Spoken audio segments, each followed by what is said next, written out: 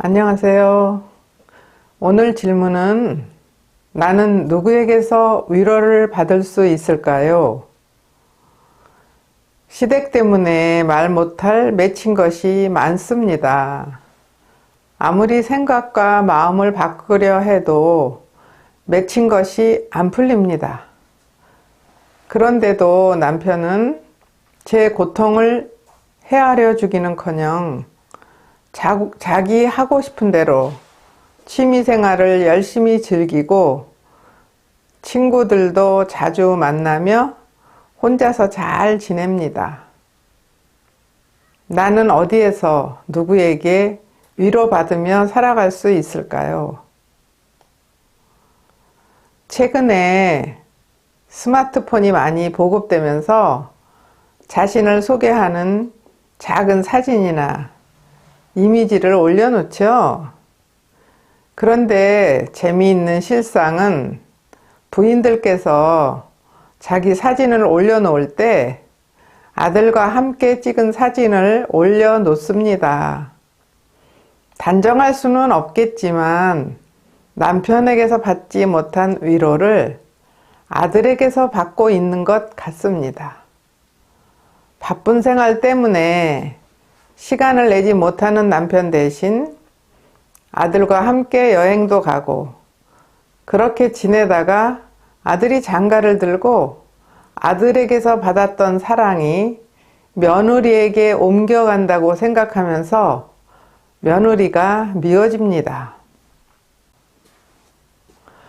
부부 사이가 좋지 않은 집안일수록 며느리 시집살이가 더 어렵습니다. 어쩔 수 없이 참아내며 살아온 부인이 아들을 낳고 그 아들이 성장하면 그 부인 역시 남편 대신 아들에게서 위안을 받으려 합니다. 이런 과정이 대물림되면서 고부간의 갈등은 계속된다고 합니다. 이럴 때 며느리는 시댁에 관해 말 못할 맺힌 것들이 쌓이게 되지요. 남편은 이런 고부간의 갈등에서 아내처럼 깊게 아프지 않기 때문에 아내의 시집살이를 아내와 같은 강도로 어렵게 느끼지는 못하게 됩니다. 아들이 엄마의 보살핌이 많이 필요할 때 엄마는 남편에게 베푼 사랑이 되돌아오지 않으면 아들에게 더 많은 관심을 쏟게 되기도 하지요. 가족들을 열심히 보살피며 살아왔고 말 못할 어려움들을 참아내며 살고 있는 부인이 위로받을 곳은 어디에 있느냐고 호소하게 됩니다. 마음이 편하지 않고 기쁘지 않아서 얼굴에 웃음이 사라지며 그늘이 드리워집니다.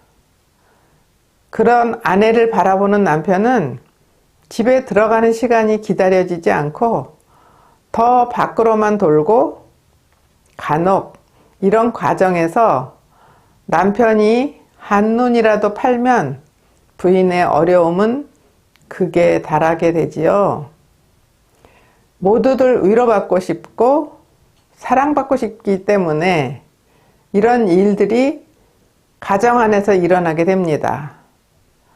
해결 방법은 너무나 간단하지만 너무나도 힘든 일입니다. 가족 중에 누군가 한 사람이라도 사랑받으려는 생각을 내려놓고 먼저 사랑을 베푸는 것만이 문제를 풀어가는 시작입니다.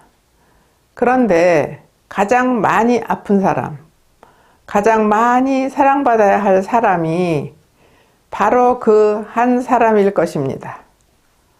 왜 이렇게 불공평한 것처럼 보이는 일이 일어날까요? 사람은 자기 의지로 자신의 마음을 변화시킬 수 있는 자생 능력이 없습니다. 질문에서처럼 아무리 마음을 바꾸려고 해도 안 된다고 호소합니다. 그런데 어느 순간 기적처럼 응어리가 녹아내리는 일이 일어납니다. 바로 그 순간은 아내가 모든 상황을 있는 그대로 받아들이겠다고 결심할 때입니다. 고통을 수용하겠다고 결심했지만 기적이 일어나지 않는 이유는 두 가지 중에 한 가지라는 생각이 듭니다. 온전히 수용하겠다는 마음에 진정성이 부족할 때, 혹은 다른 가족들의 부족함이나 단점들이 나의 완덕을 위해 마련되어 있을 경우입니다.